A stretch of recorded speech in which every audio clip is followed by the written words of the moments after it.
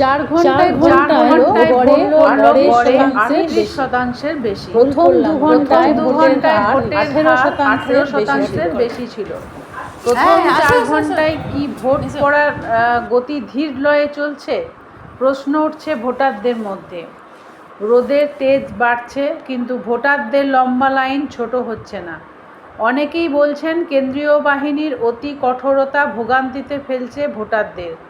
অনেকেই মনে করছেন এভাবে চলতে থাকলে এবারে ভোটার হয়তো ভোট কেন্দ্র ছেড়ে চলে যেতে পারে বিরক্ত হয়ে। বেলা 11টা পর্যন্ত পাণ্ডবেশ্বরে ভোট পড়েছে 34.18%। দুর্গাপুর পূর্বতে ভোট পড়েছে 33.09%। দুর্গাপুর পশ্চিমে ভোট পড়েছে 34.96% এবং রানীগঞ্জে ভোট পড়েছে 40.89%।